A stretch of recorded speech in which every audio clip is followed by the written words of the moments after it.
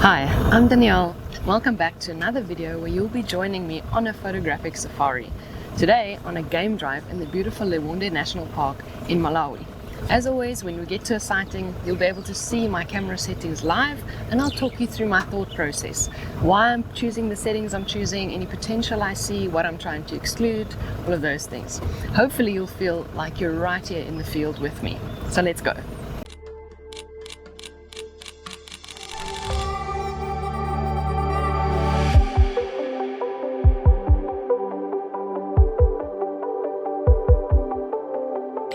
Straight out of camp, we've come across this beautiful Impala grazing, and with almost backlit grass. It's like it's glowing. The sun's not up yet, but it looks like it's glowing because we're facing east, so technically it's backlit.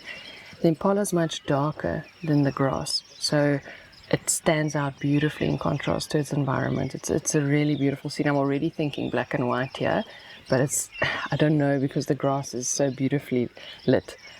So the only challenge we have here is the light. There's not a lot of light to work with. So as you can see, my ISO is 4000 and my shutter speed is only 2/50th of a second.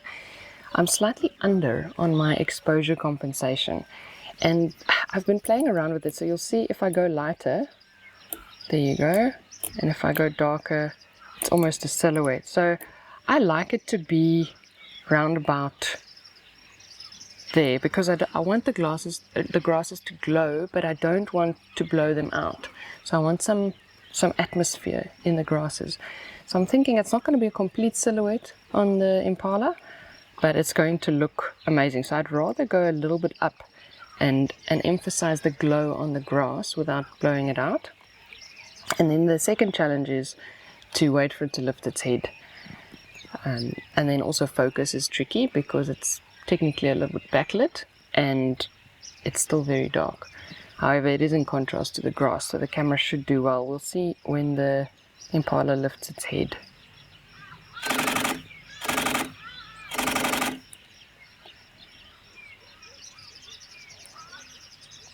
In terms of composition, I've composed it with mostly grass, but what I can also do is make it more of an environmental scene by zooming out slightly. And that's also quite pretty, but the reason I chose not to do that is I really like the grass here. The grass to me is the element, the special element. And by adding that dark background, I'll still probably take the shot, and then I'll look at it on a bigger screen and decide. But I think the best photo here is going to be a closer up one.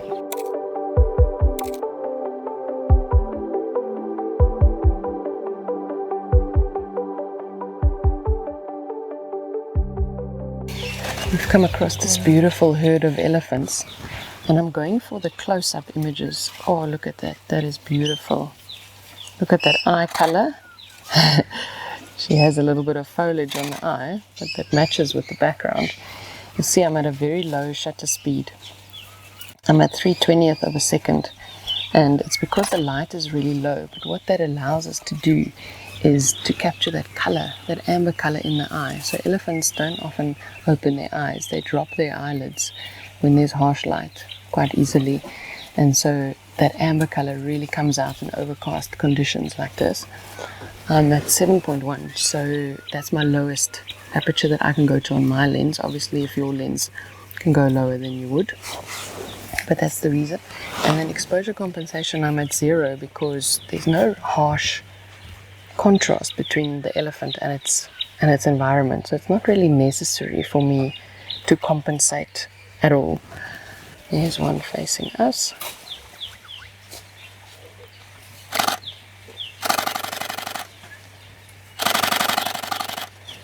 You'll see that my eye tracking, subject detection with eye tracking, does pick up the elephant's eye. It doesn't always, because there's a lot of texture in an elephant's skin, and often it hops onto that. An elephant isn't really a cat or a dog looking animal, so it's a bit of an odd one for the eye detection. But when you're close up and you're doing eye photos or something close up where the eye is big in the frame, then it does a pretty good job of it.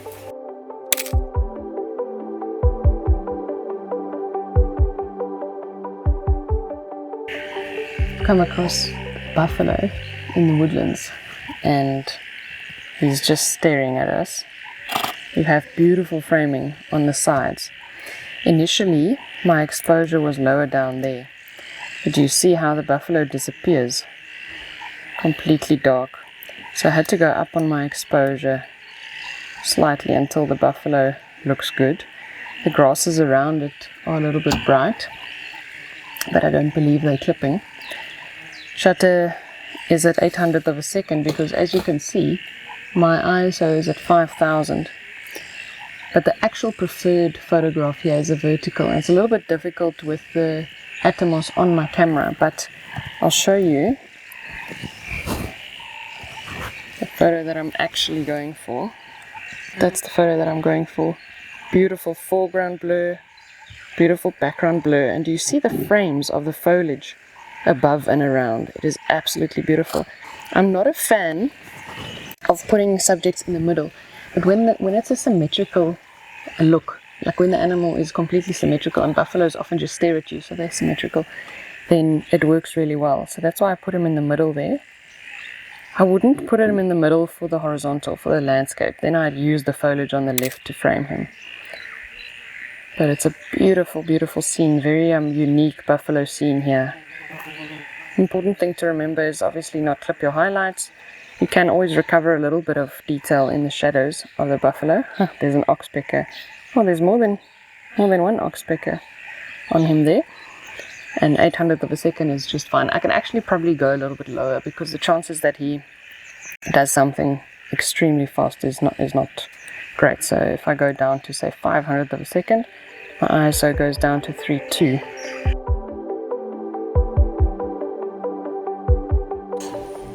There's a yellow baboon up in the tree here, and the reason why I stopped for it is because it has a beautiful dark background and it's being lit by the sun.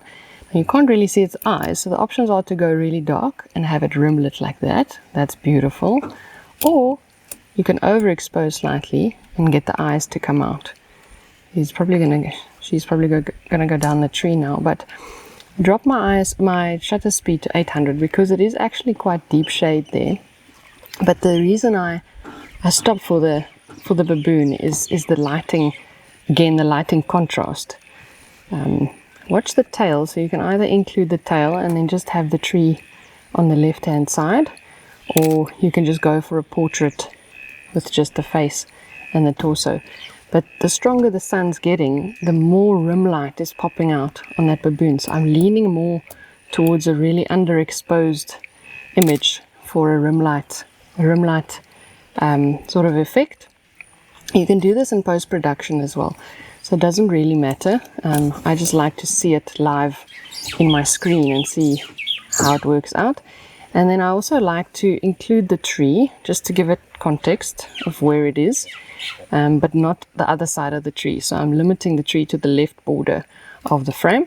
I've also done a vertical. It's just a little bit difficult with this recording screen on, but I have done a vertical too because of the long line that the tail's making and the lines on the tree. Makes for beautiful vertical. So that's what we did there, and it worked out really well.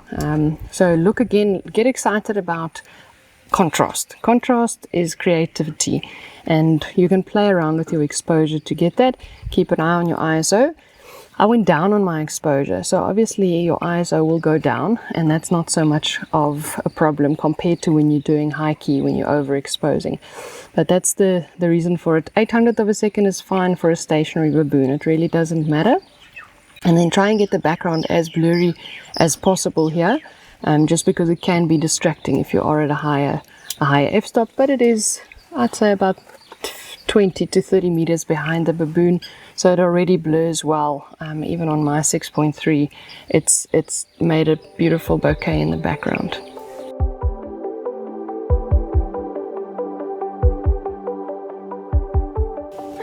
We came across some elephants in the Mopani woodland, and as you can see, they're in the foliage here, but that gives us a good opportunity for framing. However, I'd need to be on a smaller focus point. So I was on the larger one. I'm going to go to spot AF. My shutter speed can go up slightly while I'm watching my ISO. So about 500, that's all right. And then I'm looking for a gap where I can see that there's an eye or a tusk or something that I can frame with the foliage. So with this type of photo, keep your eye away from the camera at first and then look for somewhere where there's an eye coming through. So I'm looking through, not through my camera, I'm looking out of the camera for an eye or something. And then it's quite tricky to find it through the camera when you zoomed in. If you struggle here, then zoom out a little bit. Look for the elephant. And then find it and zoom in. There you go, in the tusk. See how beautifully that foliage. Oh, and there's almost an eye. There you go.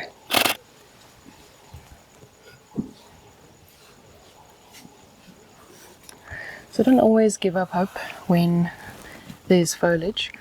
The one thing to remember is that you don't really want sticks in it. So green, soft foliage or other colored leaves look good. But if you have like a harsh stick or something cutting through your image, that's not great.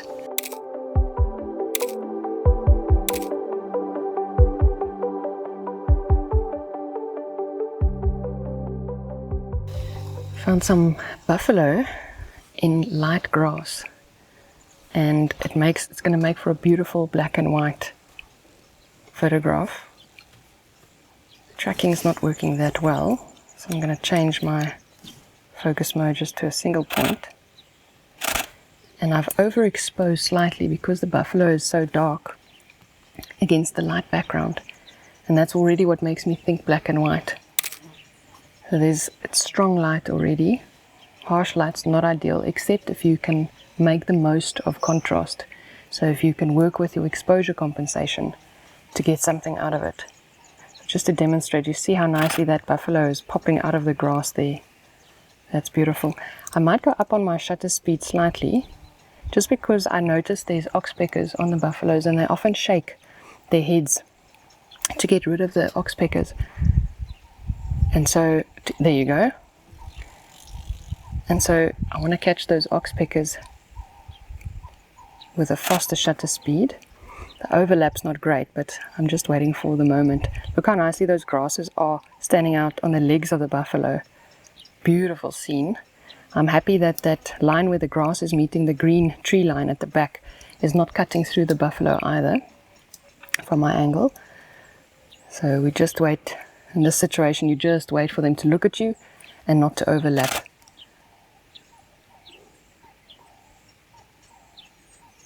See, my ISO is 2500, and that's something to be aware of. I mean, it's harsh light. It's really harsh light, and you'd think your ISO is going to be low, but because I've gone up on quite fast on my shutter, and I'm overexposing, I'm on manual auto ISO, that's going to push your ISO up.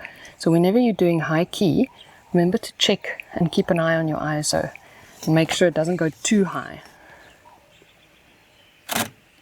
So I'll see in post-production if the grass blows out, if the highlights clip, that's fine.